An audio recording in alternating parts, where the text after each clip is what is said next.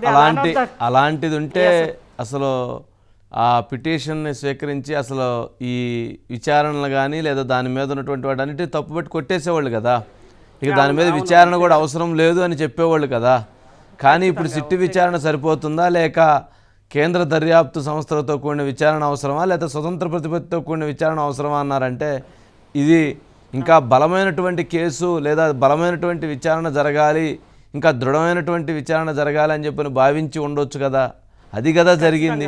కానీ దీన్ని దానికి అనుగుణంగా అన్వయించుకున్నారు అనేటువంటిది నడుస్తూ ఉంది ఒక అంశం. నిన్న కూడా మనం చెప్పాము, సత్యమేవ జయతే. చాలా గర్వంగా ఉంది, చాలా సంతోషంగా ఉంది, చాలా ఆనందంగా ఉంది. అయితే సత్యమేవ జయతే అనేటువంటి దాని విషయంలో ఎక్కడైతే సత్యం గెలవాలి అని చెప్పి భావిస్తున్నామో, మరి జగన్మోహన్ రెడ్డి గారు 16 సిబిఐ ఈడీ కేసుల్లో జరిగినటువంటి క్విట్ ప్రోకో, మనీ లాండరింగ్, వీటికి సంబంధించి షెల్ కంపెనీలు, వాటిలో కొన్ని వేల కోట్ల రూపాయలు, 45,000 కోట్ల రూపాయల ప్రజల సొమ్ముని దోచుకున్నారని చెప్పని ఆ రోజు మరి సిబిఐ ఈడీ వాటిలో ఆధారాలు పెట్టి జగన్మోహన్ రెడ్డి గారిని మరి 16 నెలలు జైల్లో కూడా పెట్టారు కదా. మరి అలాంటి ఆ కేసుల్లో కూడా సత్యమేవ జయితే జరగాలి త్వరగా అని చెప్పని కూడా దానికి కూడా ఒక హ్యాష్ ట్యాగ్ పెట్టి దాన్ని కూడా విచారణ చేయాల్సినటువంటి చేస్తే మంచిది కదా అనేది కూడా ఇప్పుడు ప్రజల్లో జరుగుతున్నటువంటి చర్చ. అలాగే వైఎస్ సునీత తన తండ్రి వైఎస్ వివేకానంద రెడ్డిని అత్యంత కిరాతకంగా చంపి గుండెపోటు అని చిత్రీకరించి కేసు విచారణ జరగకుండా ముందుకు పోకుండా నిలుపుదల చేస్తూ తనను బెదిరిస్తూ తనను చంపుతామని భయపెడుతూ ఆ కేసుని అనేక రకాలుగా ఇబ్బందికి గురి చేస్తున్నారు, బెదిరింపులకు పాల్పడుతున్నారు. కావున ఆ కేసులో తన తండ్రి ఆత్మకి శాంతి చేకూరాలంటే, నిజం గెలవాలంటే సత్యమేవ జయితే అని చెప్పి వైఎస్ సునీత కూడా కోరుకుంటుంది కదా. మరి ఆ విషయంలో కూడా మరి జగన్మోహన్ రెడ్డి గారు అది కూడా క్యాంపెయిన్ చేస్తే వైఎస్ఆర్సీపీ పార్టీ బాగుంటుంది కదా అనేది ప్రజల చాలా తెలివి కల వాళ్ళండి. ప్రజలు మనం ఏదో అనుకుంటే కుదరదు. వాళ్ళ అభిప్రాయాలు వాళ్ళ ఆలోచనలే ఎవరైనా కానీ వాటిని అనుసరిస్తే ఆ నాయకులు ముందుకు వెళ్ళగలుగుతారు. వాళ్ళ అభిప్రాయాలకు విరుద్ధంగా కనుక వ్యవహరిస్తే ఆ నాయకులు గాల్లో కొట్టుకొని పోతారు. అలాగే ఇప్పుడు సత్యమేవ జయితే అజిత్ గారు అన్నారు కాబట్టి మరి ఇలాంటివి చాలా ఉన్నట్లుండే కదండి. వాటన్నిటి మీద కూడా విచారణ చెయ్యాలని కోరుకోవాలి కదా అజిత్ గారు.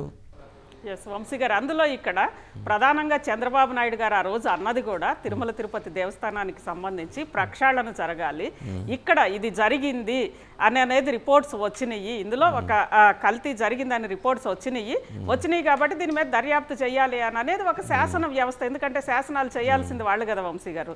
ఆ శాసన వ్యవస్థ అందులో ప్రజలతోటి ఎన్నుకునే వాళ్ళు, మిగిలిన 2 కూడా ప్రజలతోటి ఎన్నుకున్న వాళ్ళు కాదు వంశీ గారు. వీళ్ళు ప్రజలతో ఎన్నుకున్న వాళ్ళు కాబట్టి ఖచ్చితంగా వీళ్ళు ప్రజలకి జవాబుదారీగా ఉండాలి కాబట్టి నేరుగా జవాబుదారీ అవుతారు వంశీ గారు. జవాబుదారీగా ఉండాలి కాబట్టి అందులో భాగంగా ఆయన చేసిన కామెంట్స్ ఎలా తప్పు అవుతాయి అనేది ఇప్పుడు పెద్ద చర్చ జరుగుతోంది వంశీ గారు. అదొకటి. తర్వాత జనరల్ గా కోర్టులో జరిగే రెగ్యులర్ వ్యవహారాలని కూడా అదేదో పూర్తిగా జడ్జిమెంట్ వచ్చేసినట్టు ఇంకొకటో లాగా ఒకటి ఇలా ప్రచారం చేయటం. అయితే ఇక్కడ ఒక ఇంట్రెస్టింగ్ విషయం వంశీ గారు, ఈరోజు చంద్రబాబు నాయుడు గారు మాట్లాడినా, కొద్దిసేపటి క్రితం పవన్ కళ్యాణ్ గారు మాట్లాడినా, అదేవిధంగా పురంధరేశ్వరి గారు మాట్లాడినా, ముగ్గురు కూడా అదే స్టాండ్ మీద ఉన్నారు వంశీ గారు. అక్కడ ఖచ్చితంగా కల్తీ జరిగింది, అదేవిధంగా ఇతర అంశాలను కూడా మొత్తం అక్కడంతా కూడా చెయ్యాలి అని. దాంతోపాటు మిగిలిన ఇప్పుడు సుప్రీంకోర్టు కూడా ఏమడిగిందంటే అక్కడ సొలిసిటర్ జనరల్ని ఆ కేంద్ర ప్రభుత్వ వైఖరి ఏంటి, మీ వైఖరి ఏంటి, సిట్ దర్యాప్తు సరిపోతుందా లేదంటే మీరేమన్నా మీ దగ్గర ఏమన్నా ఇతర ప్లాన్లు ఉన్నాయా. సుబ్రహ్మణ్య స్వామి గారు ఏమడిగారు, సుప్రీంకోర్టు నుంచే ఒక స్వతంత్ర మీరైనా ఒక దీనికి సంబంధించిన దర్యాప్తుకి మీరైనా ఆదేశించండి అంటే కోర్టు ఎప్పుడు కూడా రిట్ ఆఫ్ మ్యాండమస్ జారీ చేయొచ్చు వంశీ గారు, ఒక స్వతంత్ర దర్యాప్తు జరిపించండి అని చెప్పి కోర్టు నుంచి కూడా రావచ్చు. గతంలో పెగాసిస్ వ్యవహారంలో జరిగినట్లుగా అలా జరిపించండి అని ఆయన అన్నప్పుడు ప్రధానంగా ముందు కేంద్ర ప్రభుత్వాన్ని అడిగారు వంశీ గారు. ఎందుకంటే కేంద్ర ప్రభుత్వం అక్కడ ఈడీ ఉంటుంది, సిబిఐ ఉంటుంది, లేదంటే రకరకాల బాడీలు ఫుడ్ అడల్ట్రేషన్కి సంబంధించినవి ఇలా రకరకాలు ఉంటాయి కాబట్టి వాళ్ళు ముందుకు వస్తారా లేదంటే సిట్ సరిపోతుందా అని. అంతేగాని సిట్ వద్దని చెప్పలేదు వంశీ గారు. అందుకోసమే ఇక్కడ సిట్ వద్దని చెప్పినా చెప్పకపోయినా ఈ అంశం కోర్టులో నడుస్తోంది కాబట్టి 3వ తారీఖు దీనికి సంబంధించి వాళ్ళకి టైం ఇచ్చింది కాబట్టి, కేంద్ర ప్రభుత్వానికి సంబంధించి సొలిసిటర్ జనరల్కి టైం ఇచ్చింది కాబట్టి వాళ్ళు వాళ్ళు వచ్చి వాళ్ళ అభిప్రాయం చెప్పే వరకు వీళ్ళు స్వచ్ఛందంగా సిట్ దర్యాప్తును ఆపేశారు వంశీ గారు.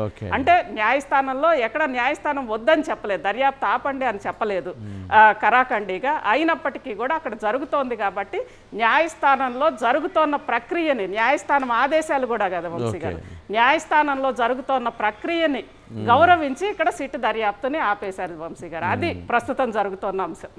అదే జగన్మోహన్ రెడ్డి గారు అయితే ఏం చేసేవాళ్ళు అండి ఎస్ గారు?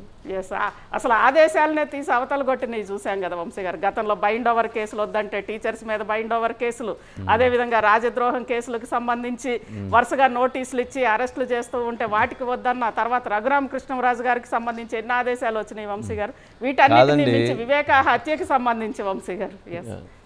అంటే ఒక తెలుగు వ్యక్తి చీఫ్ జస్టిస్ ఆఫ్ ఇండియా అవుతున్నారు అని తెలిసి అతన్ని చీఫ్ జస్టిస్ ఇండియా కాకుండా ఆపటానికి కూడా ప్రయత్నాలు చేసినటువంటి వ్యక్తులు దానికోసం వారి మీద, వారి కుటుంబ సభ్యుల మీద అత్యంత దారుణంగా క్రిమినల్ కేసులు, సివిల్ కేసులు పెట్టినటువంటి వ్యక్తులు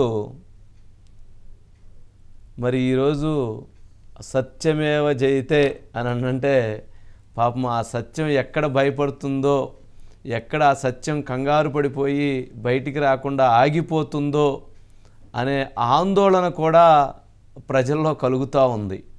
అంతే కదండి, మనం మరి అంతే కదండి అజిత్ గారు? ఎస్, ఖచ్చితంగా వంశీ గారు. ఎందుకంటే మళ్ళీ కూడా మనం అసలు ఒక శాసన వ్యవస్థకు సంబంధించిన వ్యక్తి ఆయన మాట్లాడొద్దు అని, ఆయన మాట్లాడొద్దు అన్నారని అని చెప్పి వీళ్ళు ప్రచారం చేస్తూ కోర్టులో జరిగిన అంశాలని కూడా మిస్లీడ్ చేస్తూ వంశీ గారు, ఇది యాక్చువల్గా తప్పు.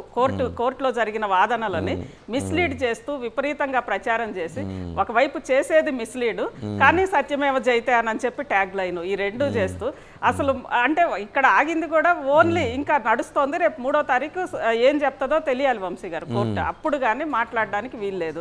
కానీ మిగిలిన దర్యాప్తు అంతా జరుగుతోంది కదా, ప్రతి అంశంలో కూడా అన్యాయమే కదా వంశీ గారు. ఈవెన్ అన్నదానానికి సంబంధించి, టికెట్లకు సంబంధించి, శ్రీవాణి ట్రస్ట్కి సంబంధించి అన్నీ జరిగినాయి. అసలు లడ్డు క్వాలిటీ అనేది లడ్డూని చూస్తేనే కనిపిస్తోంది కదా, దానికి సంబంధించి అందరూ కూడా అన్నదే కదా వంశీ గారు. అందులో ల్యాబ్లో కూడా ఈ అమూల్కి సంబంధించిన ఎన్డీడీబీ ల్యాబ్లో కూడా వాళ్ళు ఇచ్చిన రిపోర్ట్ స్పష్టంగా ఇచ్చారు కదా, ఇందులో ఖచ్చితంగా కల్తీ జరిగింది, ఆ కల్తీకి సంబంధించి ఇతర నూనెలు, ఇతర ఎక్స్ట్రాక్షన్స్ ఇందులో కలిసినాయి అని చెప్పి చెప్పారు కదా వంశీ గారు.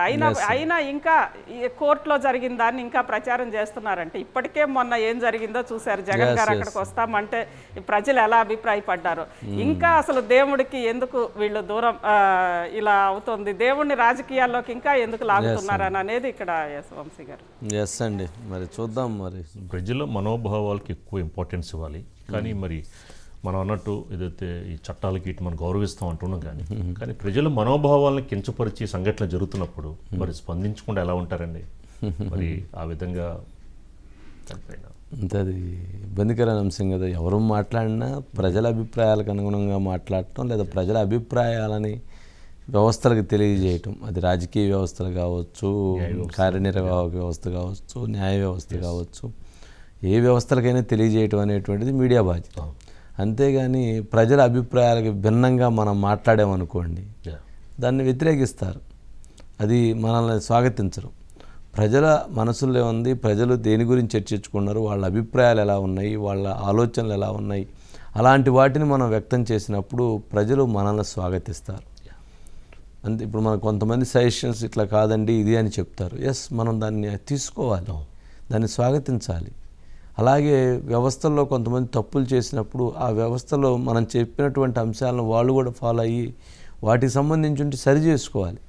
పొరపాట్లు అనేటువంటిది ఎవరైనా చేస్తాం, ఆ పొరపాట్లను సరిదిద్దుకోవటం అనేటువంటి దాంట్లోనే అది మీడియా అయినా సరే, రాజకీయ నాయకులైనా సరే, అధికార వ్యవస్థ అయినా సరే, ఎవరైనా కానీ వాటిని ఎప్పుడైతే సరిదిద్దుకుంటారో అప్పుడే అది